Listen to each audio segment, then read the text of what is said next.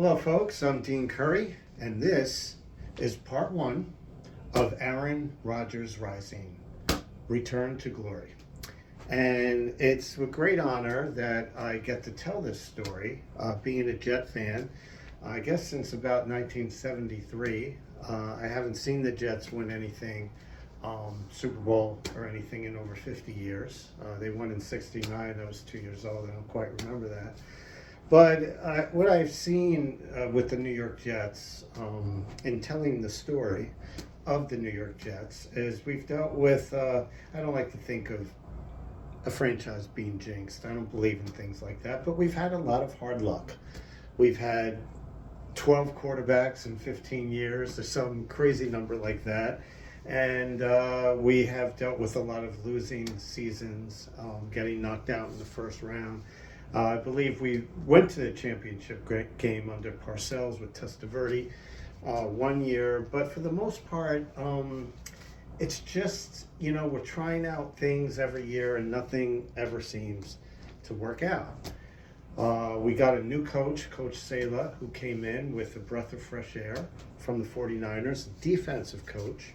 And we picked Zach Wilson, number 2, in the draft, and was supposed to be the light that shined, and it didn't really work out for Zach. Not entirely his fault, but he just didn't seem ready, and it sort of, just to be blunt, and I'm sure Zach would agree with me, it kind of caved in on him a little bit. And so we were left again with searching for another quarterback, and we went after the famous, well-known MVP, many seasons, Super Bowl champion, one of the best quarterbacks of all time, Aaron Rodgers. Now, Aaron came to New York Jets at age 39, but just a year prior, and the year prior to that, 2 and 3 years prior, he won the MVP. And then he played a season with a broken thumb. A lot of people don't realize that his season wasn't great, but try throwing a football with a broken thumb on your throwing hand. And he almost led them back to a playoff, but you could tell, I don't know Aaron Rodgers. I wish I did. He's definitely on my bucket list of people to meet. But just being a fan, a podcaster, and reading articles doesn't mean I know exactly what's going on, but it's something that I study and something that I do. And he just didn't seem happy in Green Bay. Every season they seemed at odds with each other, not just with contract, but Aaron, and he's said it many times on shows, likes the West Coast offense. He likes that ability that if communication, that if he sees a route being run by a wide receiver and he's going down and in, let's say, but there's the guy's pressing him, he could elect to fade out, and the quarterback has that communication with him, and that's spreading the ball around. West Coast offense, there's a lot that goes into West Coast offense. We're not going to really talk about that. We're going to talk about the New York Jets and their hard luck of losing every year. And they finally got Aaron Rodgers. Now, Aaron Rodgers doesn't need to be the MVP because the Jets have playmakers on their team. What they need is just a guy who can distribute the ball. A lot of people say, is Aaron Rodgers going to be the Aaron Rodgers of the MVP 2 years ago? And I'm like, he doesn't need to be. Jets have a great running game. They have a great defense that presents more offensive opportunities. And, they have crafty wide receivers. They've just got to get the ball in their hands. And he just needs to distribute. It's a ball control offense. So he just needs to, throw the ball, and just get the ball out and let the playmakers do the work. And so it's not like he needs to be a superstar. He just needs to be a ball distributor. And that's pretty much it. So he spent the whole offseason. The Jets finally got a great quarterback to go with their great defense, great running game, good receivers. And he spent the whole offseason going to Ranger games, Knick games, and concerts. And he really embraced New York. And like I said, I don't know Aaron, on a personal level, but you could just see the joy and happiness he was having embracing New York. And he spoke about it numerous times, and I was like, wow, he looks really, really happy. Comes into shape, comes into camp in phenomenal shape, and he just really falls in love with the team. I mean, these are things he was saying, not me.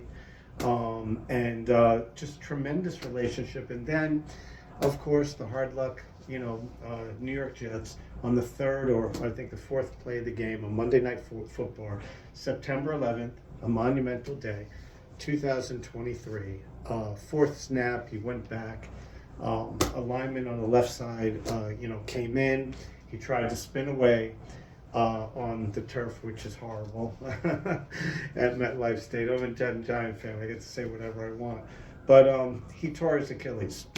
And, I had my Chad Pennington jersey on, and I was so excited because he's the last quarterback that won the division for them. And I couldn't be more excited. And then I'm sitting there in my jersey, and I'm just like, I couldn't believe it. He's down, he stands up, he goes down, and you just looked and you knew it was bad. And he had to be, carted off. And I said, he ruptured his Achilles. I mean, you just knew it right away. I mean, being a certified personal trainer, licensed massage therapist, I've been dealing with injuries and rehabilitation for a long time. So, season's over. Aaron Rodgers, Jets season's over. Zach Wilson's going to come in. He's not ready. Zach was going to take the reins 2 or 3 years down the road. And, he really just wasn't ready to do this. And they wound up winning the game miraculously on a couple of special teams plays and things like that in their defense against the Bills. Season's over, or so we thought. Aaron Rodgers, very early on, a week in, said he plans to return this year, and people thought he was absolutely crazy. And there's, Achilles tendon, the regular surgery, it's a year, takes at least a year to a year and a half to come back, but there's a new procedure. I won't go into the clinical definition and bore you with that, but it's called the speed bridge. And what it does is it takes the Achilles tendon tear. They actually do it on the shoulder as well, if you have a supraspinatus tear or infraspinatus tear. And they basically take the foot. Here's the foot, okay? Here's the foot, okay? And they plantar flex it, so it brings the tear, which is right here in the ankle. Okay, pretend that you're in the ankle, and there's a tear right here. And you see how it kind of goes away when you bring it in, it brings them close together. And it basically puts sutures on the top and bottom and sort of a butterfly stitch. And it holds it together. And then the strong sutures going underneath the skin and tendon and over it, tying it together like this. Okay, so it basically takes the attachment that's broken here, brings it together, so the attachment stays in place. And then it's tied like tying your shoe. It's tied all around and tightened so it can't move. And the tendon is plantar flex, so it basically brings the tendon together and holds it together. They tighten it like a shoelace. And so that is the bridge, and they connect holes going into the skin, 2 on the bottom, 2 on top, and it squeezes the tendon together, so the tendon, like clenching down in your teeth, holds it together and holds it in that place, and it's not going to move.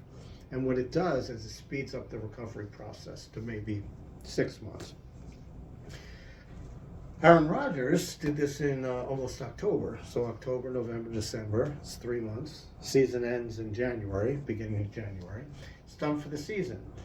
But apparently he believes, and I believe as well, because of, that the surgery is 4 months recovery time, 4 to 6 months, but it could be sooner depending.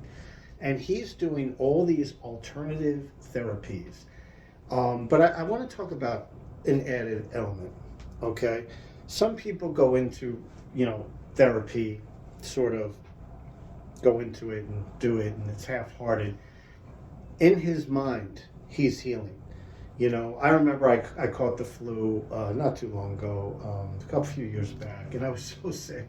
You catch the flu, I didn't get my flu shot. And I caught the flu, and I just wasn't getting better. And it just felt like the worst thing I ever had. And then it was the third day, the fourth day, and it seemed like it just was getting worse and worse. And then I just decided to pretend that I was getting better and go for a walk and put my clothes on and go for a little brisk walk. And even though I had a little bit of a chill, I was just going to do everything that day to pretend. I would even meditate, saying I'm getting better.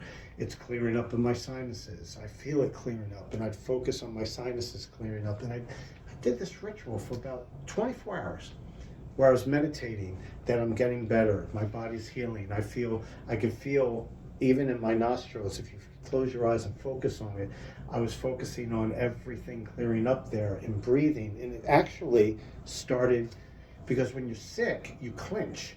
And when I was starting to relax, I could feel my nostrils opening. I was like, oh, let me try to open them in more. Oh, I'm getting better. I'm getting better. I just kept talking to myself. And sure enough, I was getting better. And what I'm seeing is a man who wants to play for the New York Jets and wants to play this year. He has it in his head. He is coming back week 15. And I believe him. And maybe sooner.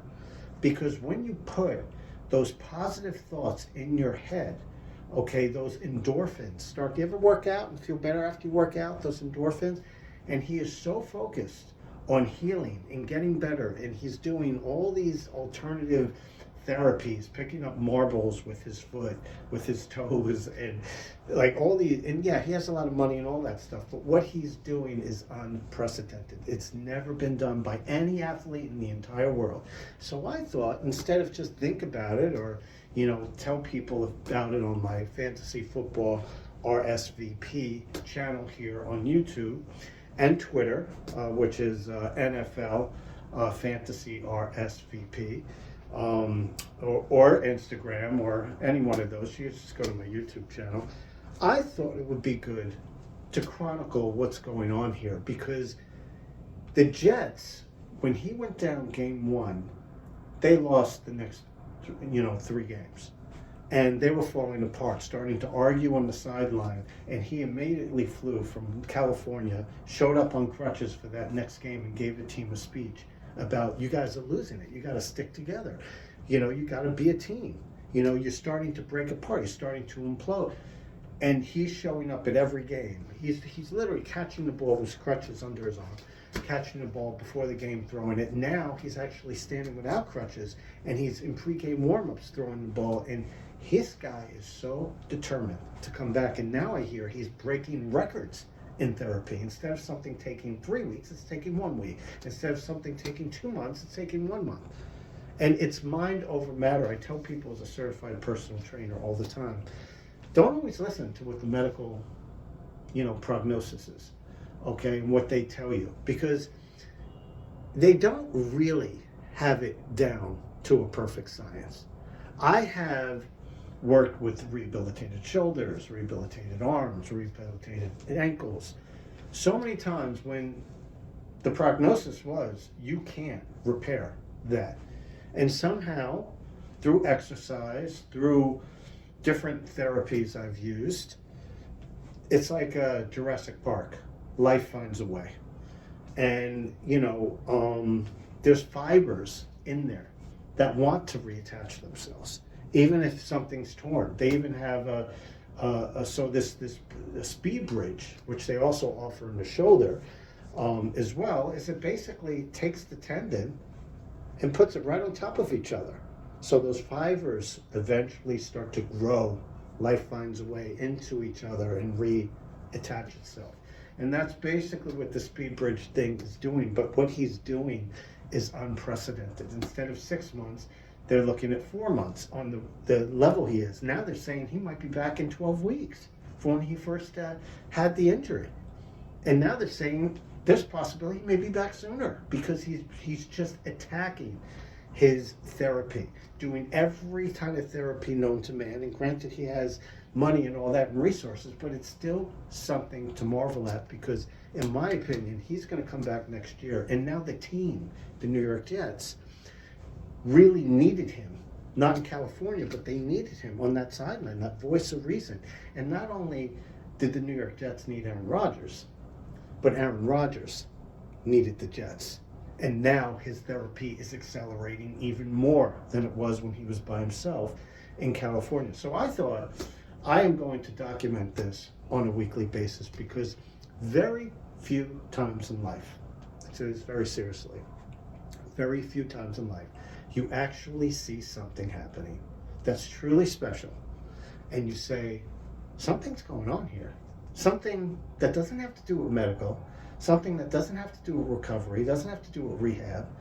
Something going on with the Jets. They need him. He needs the Jets. He's coming back. All of a sudden, Zach Wilson is turning into a really good quarterback in the last 3 weeks since Aaron Rodgers returned.